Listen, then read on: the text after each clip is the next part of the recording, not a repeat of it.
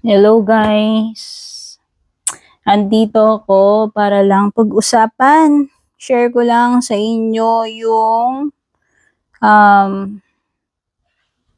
mga pinaka-latest additions sa collection ko guys ng cards.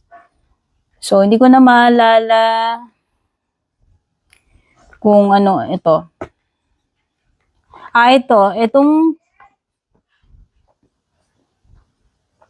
Et, Ito ba yun? Ito yata, galing ng Amazon. Not sure kung ito. Ito pati ito, not sure. Pero ito mas nauna tong mga decks na nandito compare dito. Ito, etong dalawa magkasabay ito. Mas magkasabay ko siyang chinek out. Ito naman doon sa orange app, local app natin. Tapos ito yung pinaka-latest. Ito yung pinaka-huling chinek out ko. Oh, grabe, sobrang cute na cute ako dito. I'm just here to share with you guys. Not to brag, but to share. Kasi ako, hindi lang ako nagre-read. Collection ko rin kasi yung mga cards. Nangongolekta rin talaga ako kasi hindi lang about yung pagbabasa, kundi pati yung artwork. Okay? So, pakita ko na. Start tayo kay Fairy Tarot Cards. Ito yung nakuha ko kay Amazon. I think AI lang naman ito. AI generated. Actually, nagamit ko na to. Matagal na. Hindi ko alam kung gaano ko na to katagal ginagamit. December ko yata to na-receive. Ayan siya. Ayan yung meron siyang gilding, metallic. O parang holographic chorba na medyo green siya, very green in person. Oo. Hindi siya super glossy, pero hindi rin naman siya matte na matte. Eto, favorite ko to kasi nga, kaya ko to binili kasi nung nakita ko pa lang ito doon sa favorite reader ko doon sa YouTube. Oh, foreigner yun na reader. Nakita ko na kagad yung energy ng cards at nagustuhan ko yan. Nagustuhan ko. Kasi, elves sila. Ayan. Elves. So, sabi ko, hindi naman ako snob porque AI generated, hindi naman ako snob sa mga ganun. Sa akin, walang yun, yung mahal, mura, mass market or indie, hindi ako particular sa mga ganyan. Kasi ang tinitignan ko doon yung kung gaano siya ka-clear gamitin and kung gaano ka-positive yung energy sa akin ng deck. Yun naman ang tinitignan ko. Siyempre, yung quality, pangalawa na lang yun. Kasi meron lang talaga akong mga deck na gustong-gusto ko sila. Kaya lang yung card stock quality ni maganda. Kahit nakilalang publisher. Hindi ko na sasabihin, syempre, baka sabihin ino-okray ko. Pero yun lang yung honest review ko. So, ito para sa akin, sulit na to. Sulit na sulit. At saka paborito ko nga siya kasi nga ang ganda ng mga images niya. Ganda. Oops. Yan. Especially itong sun card, paborito ko siya. Diba? Halos lahat ng mga cards dito, paborito ko. Maganda Yan, The Lovers. Ito sa favorite ko. So, yan yun. Hindi ko na siya bubusisiin. Pero nakapag-upload na ako ng unboxing video ko nito, flip through. Kung gusto nyo makita yung bawat isang card dito. Okay. Isa to. Marami na akong cards sa collection ko. Hindi ko pa naipapakita lahat. Actually, ang dami ko pa nga diyang hindi na-unbox. Kasi wala akong time na gawin lahat yan. So, ito yung una. Pangalawa, ito. Renaissance themed tarot. Sa Amazon ko rin binili to.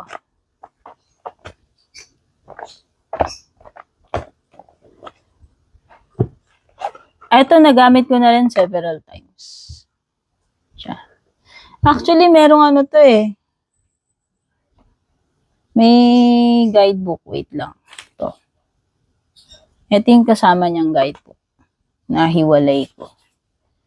Yan. Although hindi ko naman ito ginagamit. Minsan binabasa ko.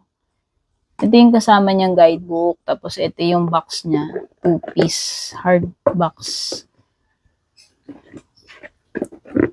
Ayan. Meron siyang guidebook. Glossy. Ito super glossy talaga. Yan. Nakikita niyo yung ilaw ko, diba? Yan. Parang siyang dark chocolate in person. Ang ganda.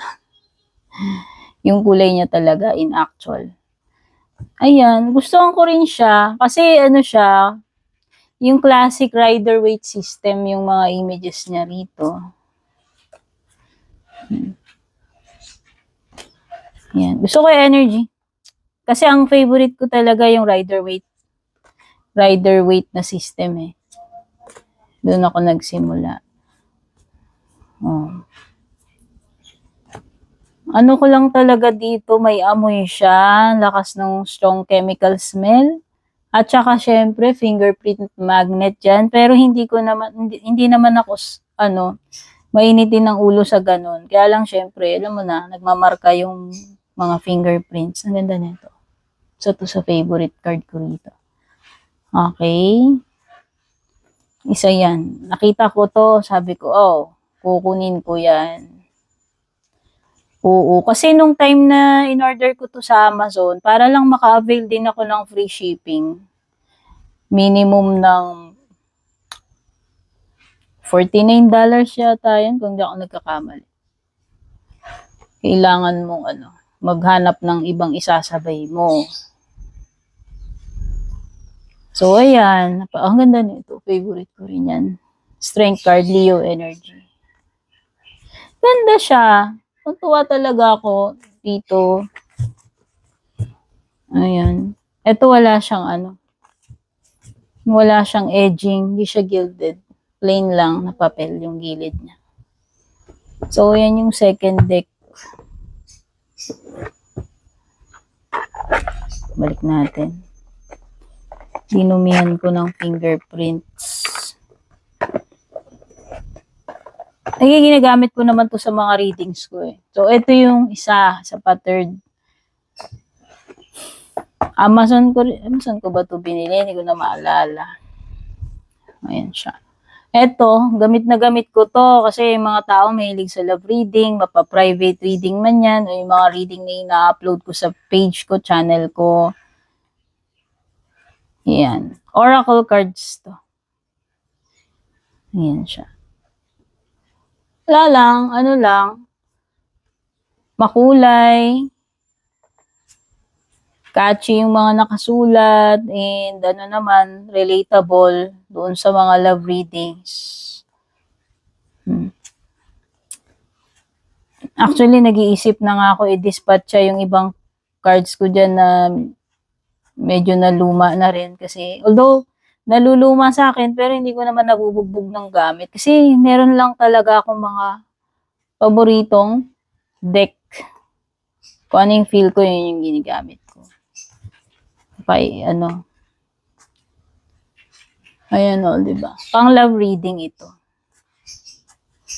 Yan reason, kasi palaging, yung mga love reading eh. Yan yung gusto ng majority.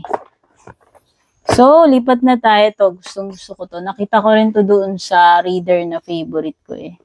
Hindi na to bago. Hindi ko lang alam kung gaano katagal out in the market. Pero sa Amazon ko to binili. Ito, Amazon. Ay, hindi. Sa na pala yung orange app. Lahat na itong mga nandito. Ito maganda to kasi ito yung mga real talk pagdating sa love reading, yung mga messages na nandito. So parang isa lang to, si Empath Soul yung gumagawa. Ito si Empath Soul. Ay, hindi, si Shishui. Manufacturer neto si Shishui. Ito si Hanyu Bowen, iba rin to. Ito, parang walang nakalagay. Okay, magkaiba pala to. Iba yung creator nito. Etong mga to, isa lang ang creator nito. So, start tayo kay Messy Truth. Ganda niya, nagamit ko na to eh. Glossy siya. Wala siyang guidebook, oracle cards, pang love reading na naman. Yan yung backing niya. Wala siyang gilding. Plain lang na papel yung mga gilid. Yan siya. Ang ganda ng artwork. Isa sa nagustuhan ko dito, hindi lang yung mga messages niya na on point, kundi yung energy, yung artwork.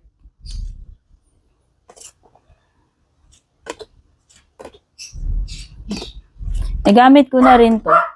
Actually, nagamit ko na to sa mga reading ko. Merong something about doon sa artwork na nagugustuhan ko. Kaya sabi ko, bibilin ko yan. Pang love readings yan. Siya. Gusto ko siya. Sorry guys, nag-iingay yung aso kasi dumating yung sasakyan. Pag na-detect niya na sa gate yan, mag-iingay na yan. Ayan, o pang mga pang FB page ko, YouTube channel ko, yung mga nagpapa-private reading. Yan, pwede ko naman yung gamitin. So yan, kaya ito yung gustong isa rin to, favorite ko to. Actually, napapansin ko yung mga bagong release na mga decks, ang gaganda na eh. Kahit sa China yung production nila. Alam mo yun.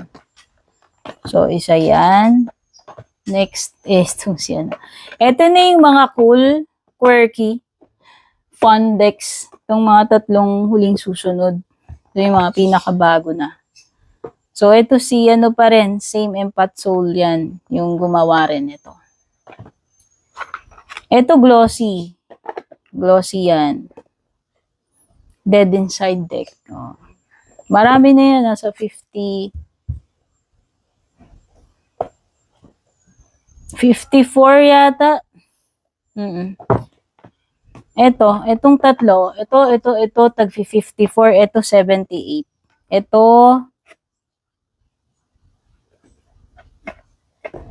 78 din yata to.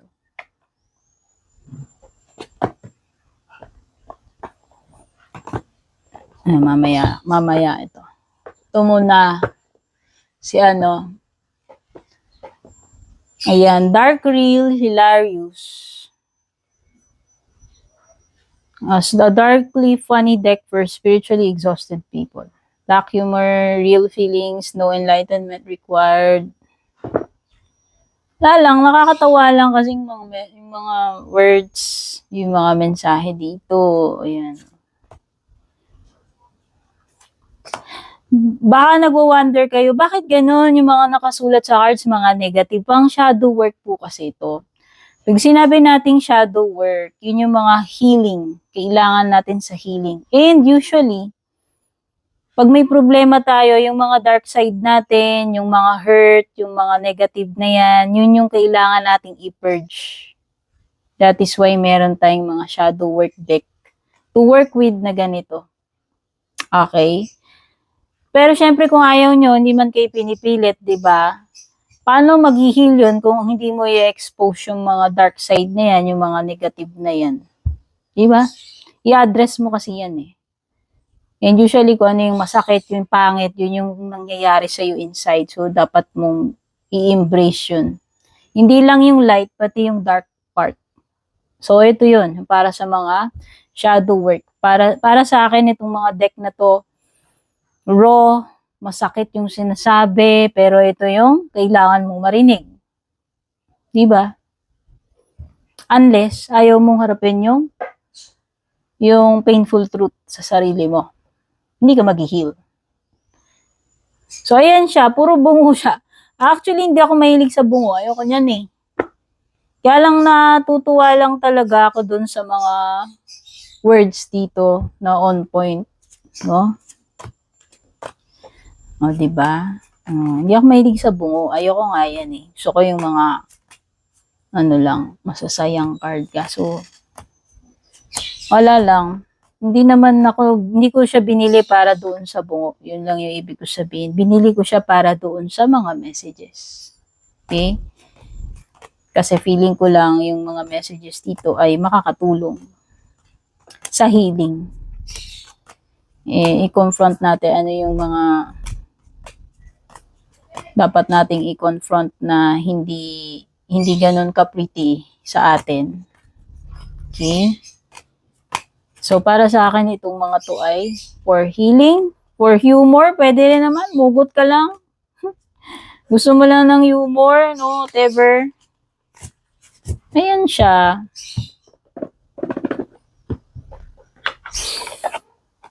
Next ay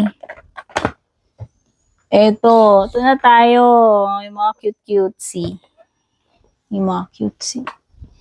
Blocked and Blessed.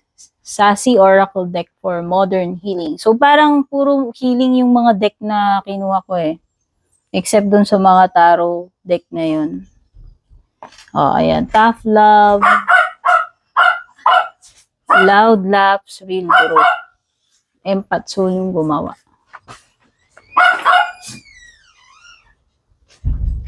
Okay. Ito 54 to. Puro tagpi 54 na. Itong tatlo. 54 cards laman yan. Maganda siya. Maganda yung box niya. Magandang lalagyan. Matigas. Ang ganda ng artwork. Ganda ng mga kulay. O, diba?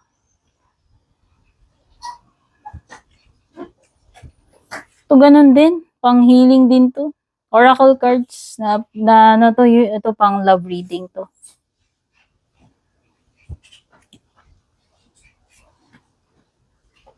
Theme deck siya. Ito. Ikita mo naman to pareho sila ng theme nito. Mamaya maintindihan nyo pag pinakita ko na yan. So, ayan lang siya. Maaliw ka dun sa mga mensahe. Pero minsan tatama sa'yo kung tatamaan ka, di ba? So, pag tinamaan ka, kailangan mo ng healing. Diba? Maganda ng artwork niya. Maganda. Tsaka, yung detalye, malinaw.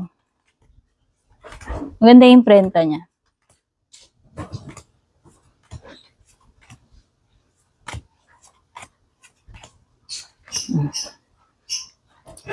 Yan siya.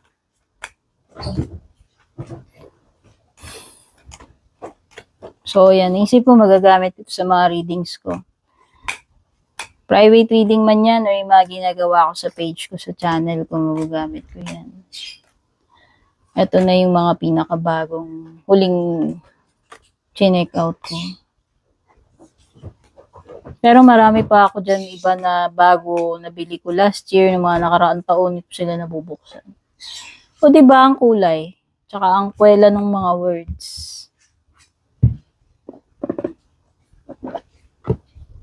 Yan siya.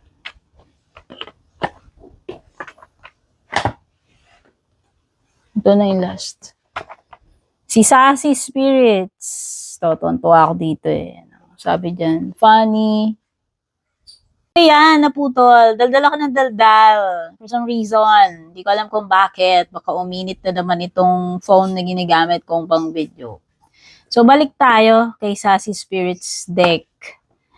So, ito na yung pinakahuling dumating na parcel sa akin. Kahapon ba to? Ay, hindi. Ito kanina lang. Ito kanina lang. Ito yata kahapon. Tapos ito, hindi ko alam maalala kung kailan. Basta ito yung mga pinakabago. Ito, hindi ako sure, December. Hindi ko na maalala. Ito kasi sa Amazon to eh. Ayan. So, dito na tayo kay Sassy. Tuntua ako. Itong dalawa, yung artwork nila, yung theme nila pareho. Kaya ako natutuwa kasi tingnan mo naman yung packaging pa lang. Diba? Parang ma-attract na kagad yung mata mo. Nakakatawa talaga dito. Nakakatawa. Kakatawa yung mga message niya. Ayan, funny, brutal, honest, pop art. Pop art pala tawag doon. Ayan, ignorante ako hindi ko alam. So, si Empath Soul din yan. Kung sino yung gumawa nito, at saka nito. Okay. Di ba? Bam, pow, parang yung mga comics na binabasa natin noon, di ba? So, ayan siya. Tired of sugar-coated guidance. Sassy spirits don't whisper, they shout. This 78 pop art style deck bursts with loud colors, comic flair, and unapologetically honest messages. Yun yung nagustuhan ko aside doon sa nagpa-pop na mga kulay niya tsaka artwork niya. Yung messages niya talaga, nakakatawa. Each card blends bold humor, brutal truths, and playful sass to keep your readings loud, fun, and refreshingly real. Perfect for anyone who wants clarity served with a wink and a laugh. This deck reminds you that the universe's wisdom doesn't need a filter. It just needs attitude. Char. So, same packaging dito. Matigas yan. Hindi mo na kailangan ng tarot ay ng mga bag, pero pwede rin naman kung mahilig ka sa bag ng cards, why not? Hindi na ako bumibili noon, gastos lang yon. Besides, anong gagawin ko sa packaging, itatapon ko lang, which is ayaw ko, kasi kinokollect ko nga yan. So, eto na siya, hindi siya gilded.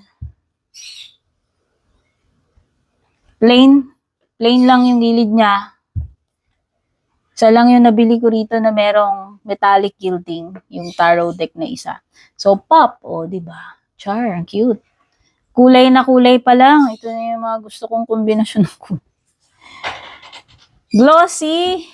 Hindi ko pa nagawan ng yung mga unboxing, in-skip ko na. Na-excite ako, pinag-unbox ko na dati kapag may balot na supot, unboxing video ko pa yan. Kanina hindi. Binutbut ko na kagad.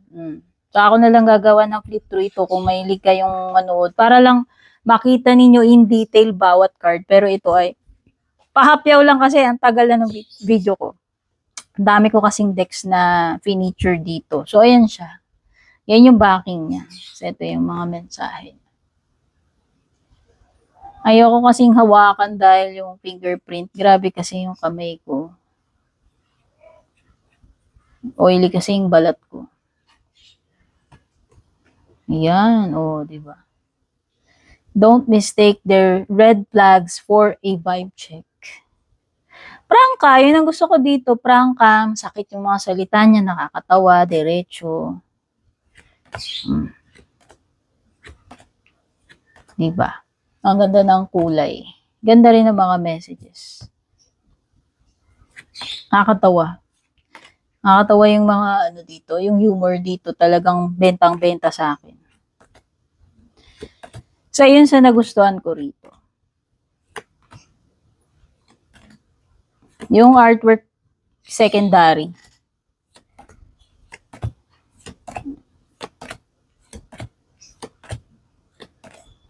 Diba? Hinawakan ko rin. Di nagka-fingerprint. Ingat na ingat pa ako dito, sabi ko kanina. Hindi siya hawakan sa gitna kasi hindi ko pa na i-video ito eh. So, ayan. Nakita nyo lang yung niya. Ito, isa to sa maganda. Isa rin to sa maganda.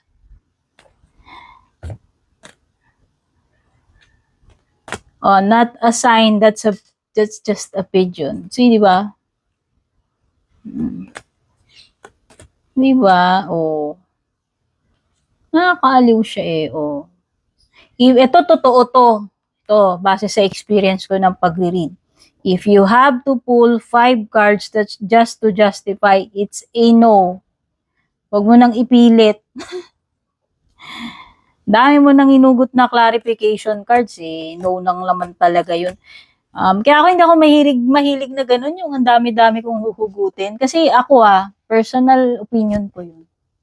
Yung iba ganun sila, clarify dito, clarify doon, kada hugot ng bara, may pang-clarify. Kanya-kanyang trip yan Pero kasi sa akin kasi para sa akin the more lang na magulo pag ang dami-dami mo nang hinuhugot. Tinatrust ko yung usually yung unang card na lumalabas. Okay, so yan yun. Di ba? Cute pop art. And cute din yung mga messages niya. So far, yan yung mga pinaka-latest na karagdagan sa aking koleksyon ng mga tarot and oracle cards na hindi ko na alam kung ilan na sila. Tatakot akong bilangin. Gusto ko lang i-share sa inyo at kung nakikurious kayo dyan, pwede kayong mag-comment dyan. Kung may mga itatanong kayo tungkol dito sa mga decks na ito. Thank you so much for being here. Panonood. Babush!